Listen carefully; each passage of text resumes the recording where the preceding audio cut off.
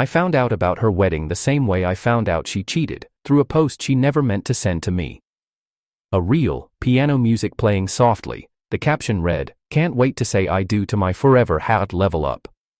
And there she was, Sophia, in the same red dress she wore the night I found Ryan's watch on my nightstand. It wasn't just a wedding invite, it was a declaration. One meant for me, one meant to say, "Look who won." Her PR team did a fine job. Carefully filtered shots of her dress fitting, a blurry diamond close-up, even a TikTok where she pretended to cry as her bridesmaids toasted the strongest woman we know. I wasn't on the guest list, not formally, but I didn't need to be. She tagged mutual friends, she let the algorithm do the rest, she wanted me to see, and I did.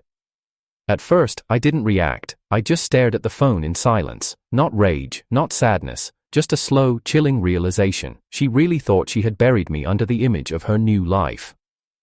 I had given Sophia 5 years, 5 years of edits, of covering her scandals, of writing ad captions that made her look clever. I ghostwrote her growth, she ghosted my presence. The last thing she said to me, with a glass of wine in hand and Ryan upstairs, was, "John, you're a good man, but I can't spend my life next to potential." She said it like she was offering mercy. I left her that night, quietly. She posted a carousel the next morning, croissants, sunlight, a fake laugh. Her caption, "Sometimes, peace begins when old things finally break." But peace for Sophia was just performance. That's what she never understood about me. I don't perform. I publish. 3 months later, I walked into a meeting with my editor, Deborah. I had one draft in my hand. The working title, "White Lilies Rot Too." Deborah read the first 10 pages in silence, then looked at me with something between fear and pride. "Joe," she whispered, "this isn't a novel, it's an obituary in slow motion." Exactly. I rewrote every scene from memory, not revenge, just the truth. The girl with glossy eyes and mirrorball confidence, the man who stood in the background, always behind the lens. The book didn't name her, but anyone who had watched Sophia's rise could read between the lines. I timed the release date with her wedding. Launch: Friday, 9 a.m. Wedding, Saturday, 6 p.m. I didn't need to crash her ceremony. I just needed a front row seat on her feed. The book trended in under 4 hours. People were tagging her, asking if she had read it. Commenters dissected passages and circled them like bloodstains. There's a line on page 54. "She didn't walk out of my life, she walked onto a stage and asked me to clap." They quoted that the most. Ryan hadn't posted anything since their engagement, but someone screenshotted his Spotify activity. He'd played the audiobook version 3 times. I sat by the window of my apartment, watching the rain that night, when Deborah messaged me. Deborah. She posted a reel again. It's her walking down the aisle, but the comments aren't what she wanted. Me. Read me one. Deborah. The dress is white, but her love life sounds like chapter 12. I didn't laugh, I didn't smirk, I just closed the window, turned off the lights, and let silence hold me. This wasn't about taking her down, it was about answering an invitation she thought I wasn't brave enough to reply to. And I had. Not with flowers, but with a novel. A story too loud to ignore. They say the heart remembers what the brain tries to bury. I believe that, because when I met Sophia, I remembered the exact feeling of first believing in something. We were both 23, she already 10,000 followers deep into her journey of wellness meets hustle content. I was a ghostwriter for influencer blogs and a struggling novelist with a day job at a small publishing press. She walked into the cafe where I always edited drafts, no filter, no stage lights, just her and an oversized hoodie that said, "Trust your power," in pale pink text. "Excuse me," she said, interrupting the paragraph I had been rewriting for the 6th time. "Are you John?" I looked up, confused. "Yeah? I was told you're the guy who can fix dead writing." I'd later find out she got my name from a mutual friend she dropped a month later. But at that moment, I just nodded. She slid into the seat across from me, pulled out a mini tablet, and opened a draft. Her writing was hollow but pretty, like rooms decorated for guests that never arrive. She wrote in motivational platitudes and breakup wisdom with no pain behind the words. I helped her with every sentence, every campaign, Every book deal where her name was big and mine was buried in NDAs. It took 3 months for us to become a thing. That's what she called it, a thing. Not dating, not love, a thing that worked. She'd invite me to rooftop brunches with her creator circle. They all smiled with teeth and posted each other with captions like, Realist One and Sisters Forever. None of them lasted more than a few seasons. I never fit in, but I didn't need to. I had Sophia. She'd kiss me between content takes, whisper compliments during edits, and tell me I was the only one who understood her. I believed her. I shouldn't have, but I did. Sophia had a talent for understanding desire, not her own, but other people's. She could walk into a room and rearrange her tone, smile, and outfit based on who she needed to be. I watched her land partnerships by mimicking accents. I watched her cry on lives, then laugh off camera and say, that'll go viral. But I still loved her. We moved in together after 8 months. She said it was to save on rent, but I could tell she liked having someone who cleaned the kitchen after she left makeup kits on the stove. My routines filled in her chaos. My silence gave her space to be loud, my support made her shine. I didn't know it then, but I was part of her brand. The man behind the woman. The calm opposite of her curated storm. And then came Ryan. He was a photographer. That's what she told me at first. She said he was just doing some new brand shots, and that I didn't need to feel weird about it. But I did. Because his lens lingered on her too long. Because she laughed differently when he was around. Not louder, softer, more private. I told myself not to spiral, I told myself to trust her, until the night I found his watch on our nightstand. It was matte black with engraved initials. I picked it up, heart in my throat, and waited until she came out of the shower. She didn't even look surprised, just wrapped a towel around her head, walked past me, and said, "You weren't supposed to see that." The words crushed me, not because of what they meant, but because of how cold they sounded. "John," she said, standing in front of the mirror, wiping steam from the glass. "I didn't plan to hurt you, but you have to understand, you're a chapter, not the story." That's the night I left. I packed a duffel bag, took my laptop, and walked out into the city without a plan. I didn't cry, I didn't shout, I just walked. The next day, she posted a photo of herself with coffee and a book titled Finding Forward. Her caption, "Some mornings, the best thing you can do is keep walking." She didn't block me, she didn't delete our old photos. She knew I was still watching. She wanted me to watch. Over the next year, I rebuilt, slowly, quietly. I worked longer hours, picked up freelance ghostwriting for other influencers. I stopped writing novels for myself. I didn't have the stomach for fiction anymore. And then I met Deborah. She was an editor at a small imprint known for bold debuts. She had read one of my short stories in a buried online magazine and reached out. "You have a way with silence," she said. "Like you know how pain breathes." I liked that. Deborah wasn't flashy. She wore the same 3 cardigans and always ordered peppermint tea. She asked questions no one else did, like what I'd do if I wasn't writing for other people. I told her I didn't know anymore. But she didn't give up.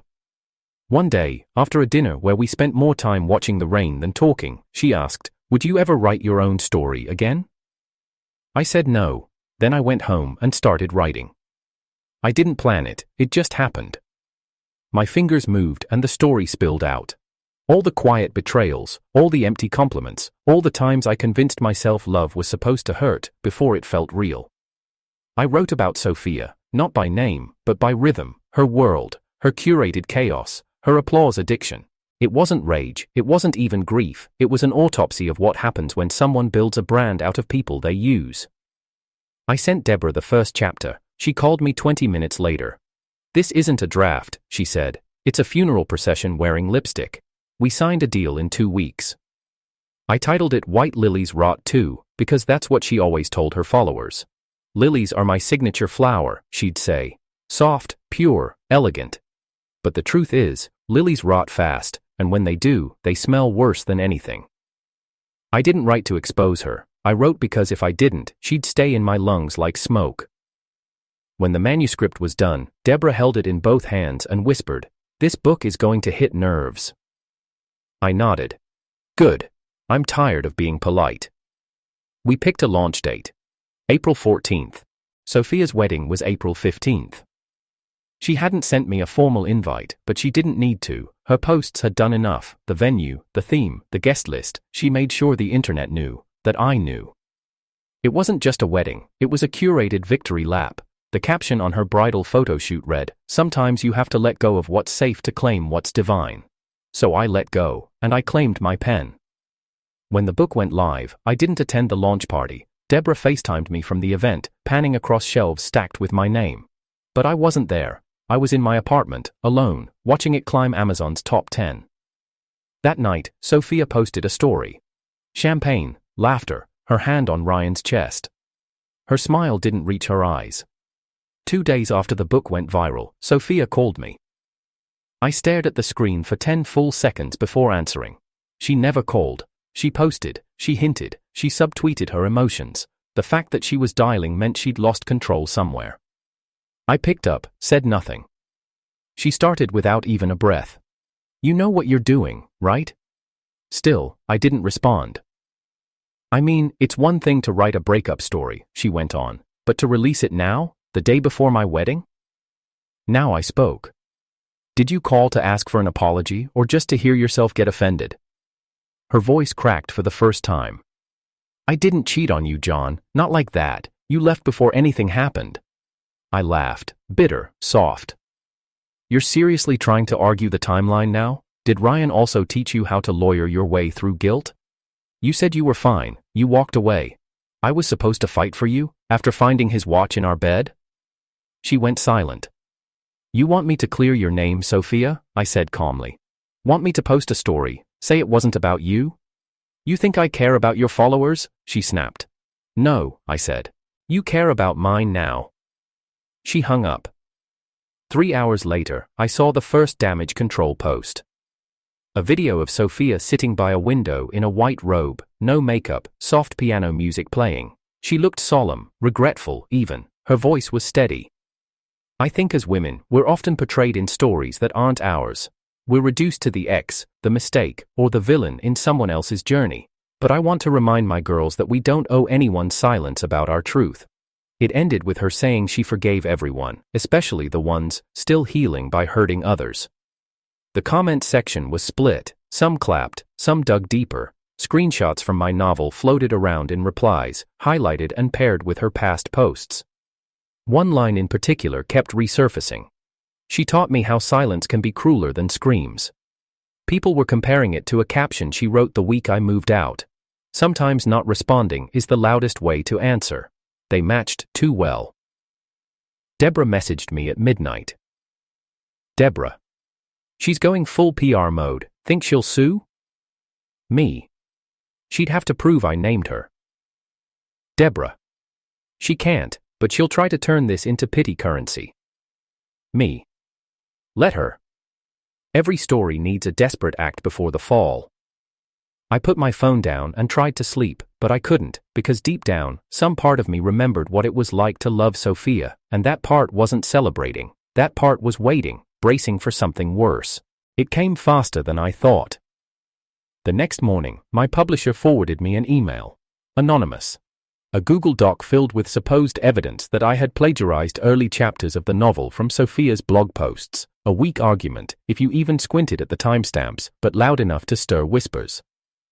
2 hours later, Ryan posted for the first time in 4 months, a selfie of him and Sophia, all smiles. The caption read, "Some people create, others complain, we're too busy building." Petty and strategic, his agency followed it up by pitching a brand deal around digital resilience. It reeked of panic. Sophia didn't tag me once, but I was in every thread. Meanwhile, the book climbed to number 3 on the fiction charts. I went to Deborah's apartment that evening. She lived alone, no roommates, no noise, just warm lights, books in stacks, and a single plant she swore was dying but never did. She poured me tea. No words at first. Finally, she said, "You know you've crossed from personal into cultural, right?" I nodded. "Does it feel like revenge?" she asked. "No," I said. "It feels like a release." We sat in silence for a while. Then she added, "They're planning something, Sophia and Ryan, I can feel it." I know. 3 days later, I got the invitation.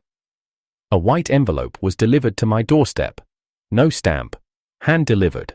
Inside, a single card. Mr. and Mrs. Ryan Weston request the pleasure of your presence at their wedding celebration this Saturday at 6:00 p.m. Park Lane Garden Ballroom. On the back, in gold cursive, no hard feelings, just moving forward. Sophia. She wanted me there, physically, not just watching from a screen. It was a test, a trap, a statement. I stared at the card for a long time, then I tucked it back inside the envelope and slid it into the back pocket of my jeans. I texted Deborah. Me, I need a new suit. Deborah, color. Me, midnight blue. The night of the wedding, I didn't sit in the crowd. I stood near the edge, just outside the main tent, enough to be visible, enough to be undeniable. Sophia saw me before the first dance. Her smile twitched. Ryan looked confused, then annoyed. The MC announced the couple. Cameras flashed. Champagne flutes clinked. I didn't move. Then came the first real blow. An influencer on Instagram Live pointed her camera toward Sophia's entrance and whispered, "Isn't that the guy from the book? Oh my God, he's here." People turned.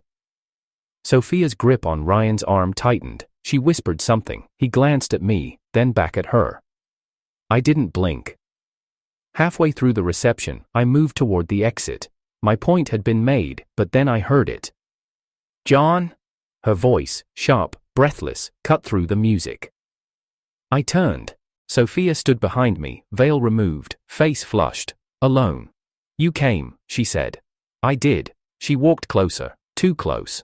"You could have just called, instead of turning our past into your plot." I tilted my head. "You sent me an invite. What was I supposed to bring? A gift?" She crossed her arms. "You made me look like a monster." "You gave me the script," I said. She looked away, jaw tight. "People think I'm heartless now, that I used you." "Didn't you?" Silence. "John," she began, but I raised my hand. "I didn't come here to argue," I said. "I came because you wanted me here, and I wanted you to see what it looks like when someone survives you." Her eyes welled, but I didn't stay to see the tears fall. I walked out into the night air, the envelope still in my back pocket. My RSVP had already been sent. It just came in hardcover. Grief doesn't always scream, sometimes it waits. It hides in small things, the way your keys land on the counter, the way silence spreads across a room that once held laughter. For me, it hid in the time between 3 and 4 a.m. when sleep wouldn't come, and I'd catch myself refreshing Sophia's profile just to see if she looked happy enough to justify everything. Some nights, I hated her. Other nights, I hated myself more, for still caring. I told Deborah I was fine. She didn't believe me. She didn't press either. She'd show up at my door with tea and say nothing for an hour, just sat there, breathing in the same silence with me, like she understood that some wounds don't bleed, they just hum quietly in your bones. The night after the wedding, I couldn't sleep. I kept replaying Sophia's voice over and over. "You made me look like a monster. You gave me the script." She wasn't wrong, but she wasn't innocent either. That was the hardest part. She had layers. She wasn't a cartoon villain. She was the kind of person who smiled while rearranging in your life, who convinced you the fall was your fault because you trusted the step she offered. She had once cried in my arms. I still remembered the sound of her laughter in the dark, her breath curling against my neck as she whispered dreams I thought included me. Were they lies? Or was I just a bookmark she never meant to return to? I spent hours staring at the final printed copy of White Lily's Rot 2. My name was etched on the spine, my words lived inside, but it didn't feel like a victory, it felt like ashes wrapped in velvet. Because the truth was, I missed her. Not the version from the wedding, not the influencer carefully sculpted for brand appeal, but the girl who once kissed me in the rain outside a cheap ramen shop and said, "Let's always be real." She wasn't real anymore, or maybe she never was. But I was. I am. And that's what hurt most. Deborah came by the next morning. She let herself in with the spare key. I didn't say anything when she walked into the kitchen. I just poured coffee into 2 mugs and pushed one toward her. She accepted it wordlessly, then asked, "You okay?" "No," I said. "But I'm not broken." She nodded. "You don't have to be okay, not today." "I know." I stared at the counter. I think I loved someone who stopped existing long before I noticed. Deborah took a sip. Or maybe she existed, just not the way you needed. Do you think I was cruel? I asked. For writing it? For releasing it before her wedding? Deborah paused. You didn't write it to destroy her, you wrote it to survive her. I looked at her. Does it make a difference? Yes, she said. It means your pain had a purpose. Later that day, I received a message request, not from Sophia, from someone else. A girl I didn't recognize, but her message read, I read your book, I've lived your book. Thank you for saying what I never could. I clicked her profile. Quiet, small. Her posts didn't have filters or captions, just raw life. That was when I realized the story wasn't just mine anymore, it had already moved beyond me. But knowing that didn't heal anything, not right away. Grief was still there. Not because I wanted Sophia back, but because I mourned the version of myself who believed she was in love.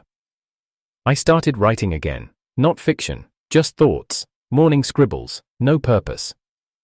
I wrote about how she used to wear my hoodie even when it was too hot, how her hair always smelled like citrus shampoo, how she danced with bare feet on my carpet while waiting for laundry to finish. I wrote it all down, not to remember her, but to empty her from my system. One morning, I wrote something that made my fingers shake. Maybe she never loved me, maybe she just needed to be loved, and I was the easiest place to land. I didn't cry, but something cracked open, and Deborah saw it. She showed up again that night, brought dumplings and a USB stick. What's this? I asked. My pitch, she said, smirking. I slid it into my laptop. A document opened. Her name was on the cover page. You wrote something? I asked, surprised. She nodded. I figured if you could survive your story, maybe I can survive mine. I looked at her differently that night, not just as my editor, but as someone who had weathered her own private war. You want me to read it? I asked. Eventually, she lied. But right now, I just want to eat dumplings and not talk about exes. That night, we didn't talk about Sophia, not once, and I think that's the first time in a long while I actually felt free. Freedom didn't come all at once, it came in fragments. The day I stopped checking her feed, the day I walked into a bookstore and saw my novel shelved under debut favorites, the day Deborah laughed at one of my new short stories and said, "You're healing, I can hear it." And then came the message I didn't expect. Sophia, again. You win, I hope you're happy. That was it. No punctuation, no emojis, just 6 words soaked in bitterness. I didn't reply. I didn't need to. Because for the first time, I didn't feel like I had lost her. I felt like I had finally walked past her. Healing is not a single moment, it's 100 small decisions. Choosing to write without anger, choosing silence over retaliation, choosing peace over proof. Sophia may always exist in the corners of my memory, but she no longer lives in my future. That space is mine now, and maybe, just maybe, I'm starting to feel whole in it. The message came on a Tuesday. Not from Sophia, not from Ryan, it was from an account I didn't recognize, but the contents hit like a brick. Someone from her team leaked your first manuscript draft, they're trying to claim the book was co-written. Attached were screenshots, old Word doc metadata. My name listed as author, yes, but a timestamp that matched the first backup draft I sent to Deborah before publication. Someone had access to my files. The name of the folder? Shared PR Assets, JS. I stared at it, throat tightening. Only 2 people ever had that folder, Sophia and me, and I hadn't touched it in months. They were going to flip the story. Not as a betrayal novel, not as my solo voice, but as a collaborative story from 2 broken people healing together. It was a PR move, a calculated rebrand. Instead of attacking my book, they'd slowly absorb it until Sophia could spin it into her redemption arc. I didn't know whether to laugh or throw something. I called Deborah immediately. She answered before the first ring finished. What happened? They're leaking early drafts, framing it like a collaboration. Her breath caught. How the hell did they even get the drafts? They had access from before. Remember when Sophia used to help me organize? I think she saved a copy. Deborah swore. We registered the copyright. She can't claim authorship. No, I said, but she can play the victim long enough to make people forget who wrote the pain. By evening, the plan was already rolling. A popular podcast posted a teaser clip. Sophia Weston opens up about the real inspiration behind White Lily's Rot 2. Did she secretly co-write it? Tune in. The thumbnail was her sitting in a velvet chair, legs crossed, looking vulnerable in monochrome. I clicked the link, watched the first 30 seconds. I was surprised when I saw the book come out, Sophia said softly. But I wasn't angry. It's art, right? And a lot of those memories, they're mine too. She wasn't claiming she wrote it, she was claiming she felt it, and in the court of public sympathy, that was enough. Deborah called back, furious. She's not even lying outright. That's what's dangerous. She's just hinting. I nodded. She's baiting the audience into doing the work for her. I can issue a statement, Deborah said. We can file a cease and desist for misrepresentation. No, I said. That gives her the drama she wants. Then what do we do? I paused. We give her a truth she can't spin. That night, I opened my laptop and started writing again. Not a novel, not a rant. A recorded letter, honest, plain, unscripted. In it, I told the story of how the book came to be. How I wrote it after losing myself, not just Sophia. How every chapter was built from nights of silence, not meetings or shared edits. I didn't attack her, I didn't even mention her name. I uploaded it to my author's website, no press release, no tweets, just truth. Within hours, it spread. Because unlike a podcast designed to provoke, my voice didn't ask for validation, it simply stood still. But Sophia wasn't done. The next day, she uploaded her own video. This time, the caption was, "Let me tell you my side." She spoke directly to the camera, voice trembling at all the right moments. Yes, John and I shared a past. Yes, we had pain, but no story is one-sided. He took moments that belonged to both of us and published them without warning. I've forgiven him, but I wish he'd let me be a part of the healing too. She ended with a carefully placed sentence. Maybe one day, we'll write something together, for real this time. Ryan reposted it. With the caption, "Growth looks good on her." For a moment, I felt defeated. Not because I feared I'd lose the audience, but because I finally saw what Sophia had become. She didn't want me back. She wanted my narrative. She wanted to be the survivor in the story she once wrote herself out of. And that's when the second twist hit me. This wasn't about revenge anymore, it was about authorship. And I wasn't going to let her narrate my life again. The next day, I met with a documentary team. They'd been emailing me for weeks, hoping to adapt the novel into a limited series. I'd ignored them at first, but now, the idea felt right. Because fiction could be twisted. But visuals don't lie. I handed over all my notes, drafts, and voice memos. I even recorded a narration reel for early cuts. And when they asked if I wanted Sophia portrayed as a villain, I said no. Portray her how she was, I told them. Not better, not worse. Any message you want to close with? The producer asked. I nodded.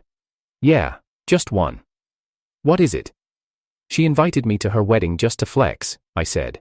So I RSVP'd with a bestseller, but the real ending, she tried to steal the story too, and I wrote her out twice. By the time Sophia found out about the adaptation, it was too late. The trailer had already dropped, and this time, she wasn't the center of the frame.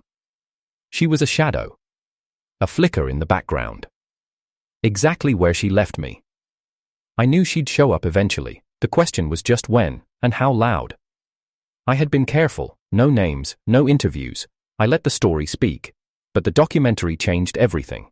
The moment the teaser hit, me reading the opening line over flickering images of staged perfection and emotional silence, her world tilted.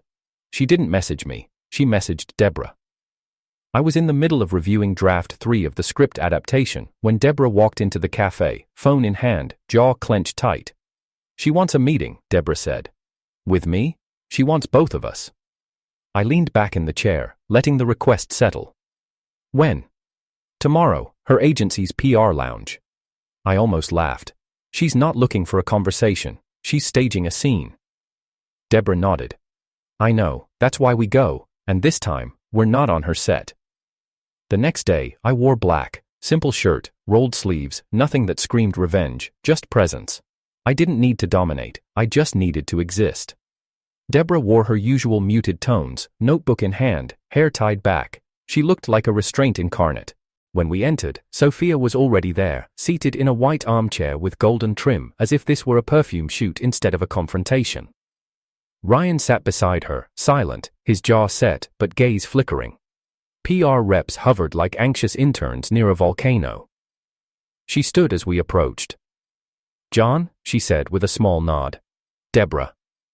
"Let's talk," I said, not offering a greeting back. Sophia gestured to the couch opposite hers. Deborah and I sat, and for a long moment, no one said anything.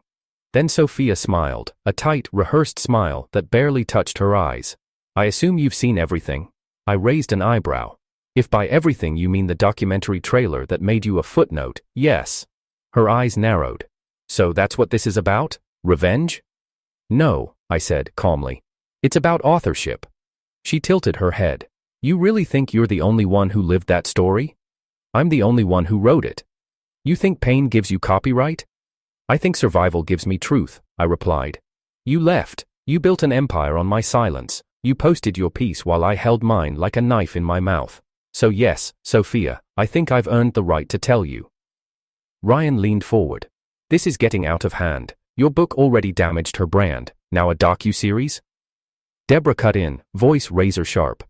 "You mean the brand built on curating trauma like it's furniture? Please, Sophia is upset she's no longer the one holding the spotlight." Sophia flinched at that, then recovered with a sigh. "Fine, let's skip the performance. I want the project shut down, and I want a public statement from you, something clean, saying I wasn't the inspiration." "No." Her brows lifted. I leaned forward. "You started this. You invited me to your wedding. You tagged everyone but me knowing it would find me. You threw gasoline and waited for a spark." "I didn't know you'd actually publish she said, bitter. "And I didn't know you'd treat love like content," I fired back. "But here we are." Ryan stood. "You're profiting off her name." "I haven't used her name once," I said. "She's the one trying to glue herself to the product now. And for what? Relevance?" Sophia's expression cracked. For the first time, real emotion spilled through. "You don't get it, do you?" she whispered. "You were always the safe one. You were the quiet place I thought I'd return to. But you never chased me. You never fought. You just let me go." I stared at her. "You think that was strength?" she said. "You think walking away made you the better one? It made you invisible." Deborah's pen scratched against her notebook.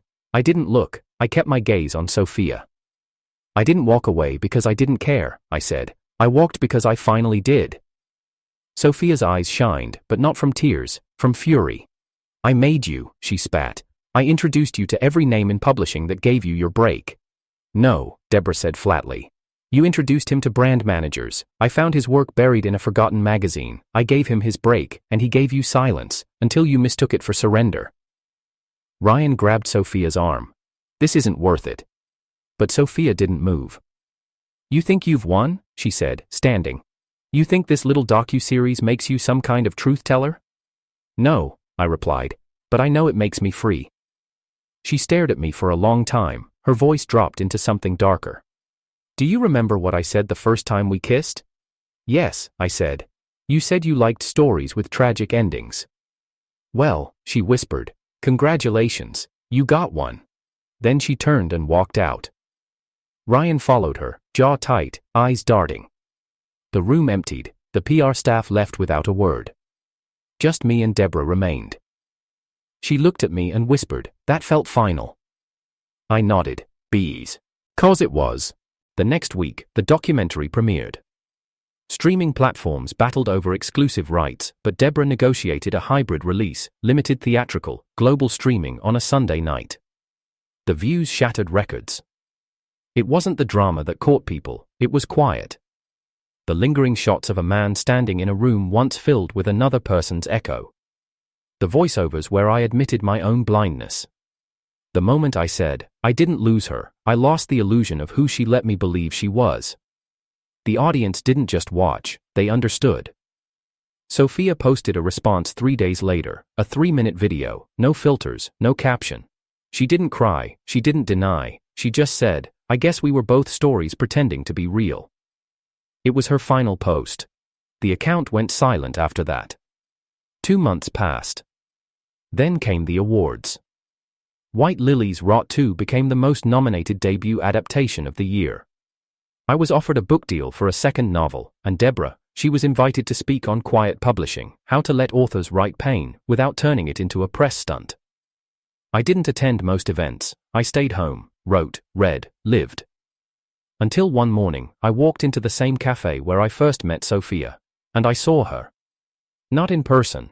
In a mural on the wall, an abstract painting of broken glass and scattered ink, a tribute to fractured love. I didn't feel rage or longing, just peace. Deborah joined me an hour later, sliding into the chair across from me, 2 teas in hand. "You okay?" she asked. I nodded. "I think I finally am." She handed me an envelope. "What's this?" She smiled. "Early galley for your next book." I opened it. The title, Silence is a Language Too. I looked at her. "Ready to write again?" "Yes," I said. "This time, no ghosts." I never expected closure to arrive through applause, and yet, there I stood, watching strangers rise to their feet in a packed auditorium as my name flashed across a dark screen. The final episode of White Lily's Rot 2 had just aired, the credits rolled, the lights dimmed, and still, no one moved. Deborah stood beside me, arms crossed over her chest, eyes locked on the screen, like she was daring it to fade. When it finally did, she turned to me. "That was the last time," she said. "She doesn't get to follow you past this point." I nodded, though I already knew. Sophia had lost her final stage. Not because I destroyed her, because she tried to outshine the truth, and lost. The docuseries became a cultural wave. People didn't just binge it, they dissected it.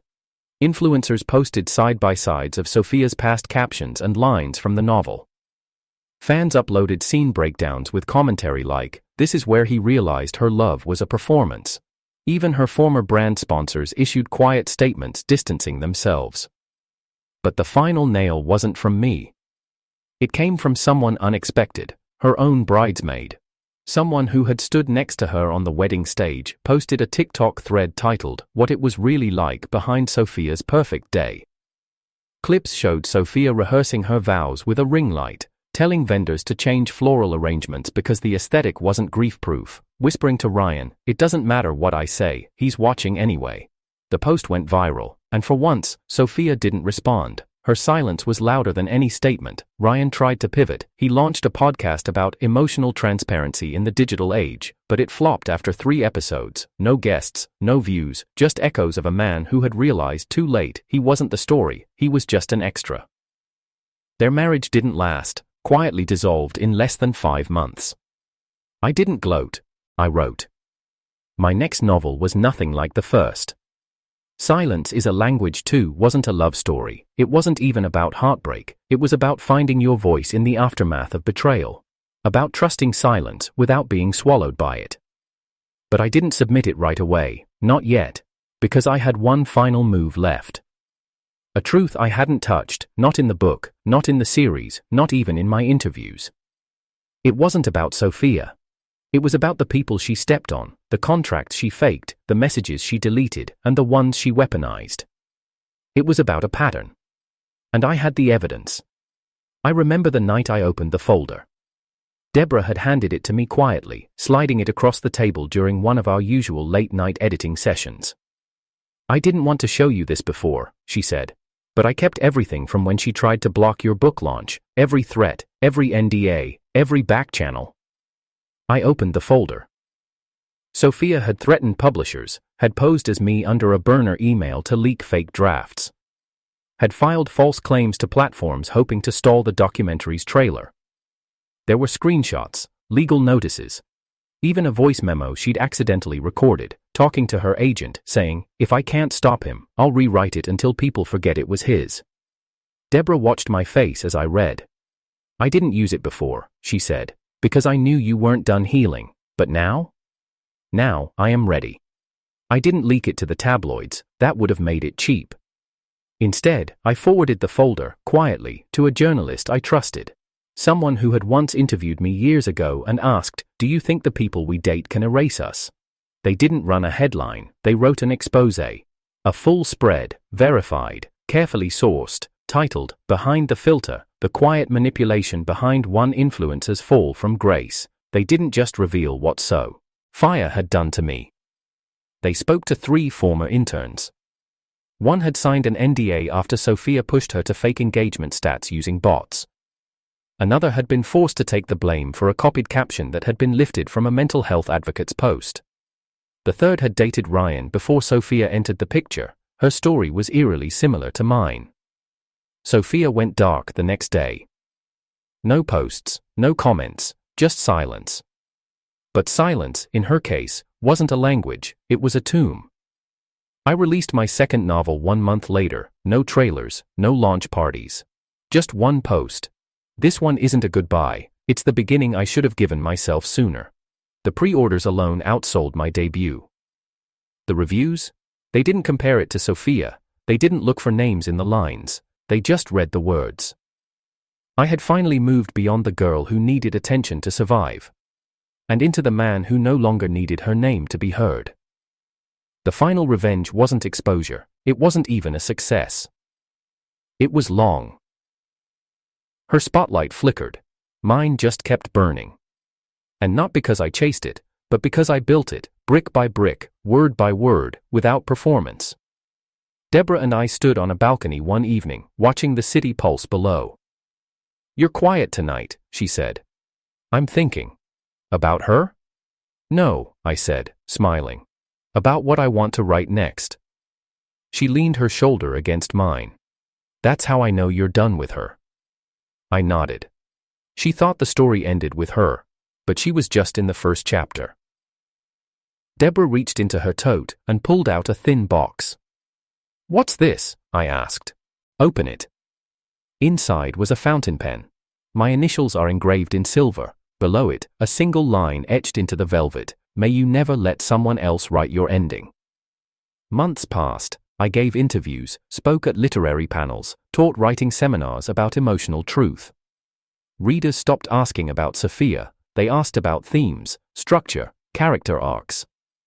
I became an author, not a man who wrote about a woman, but a man who wrote. Then, one morning, an envelope arrived, no return address. Inside, a single photograph. Sophia, in a bookstore.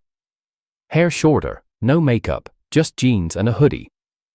She was standing in front of a shelf, my shelf. A copy of White Lily's Rot 2 in her hand. On the back, written in blue ink, I finally read it, "I see now." That was all. No apology. No plea. Just a sentence. And for the first time, it didn't ache to see her name. I folded the photo and placed it inside the back cover of my copy. Not as a keepsake, not as a message. As a period. The story was over. And I survived.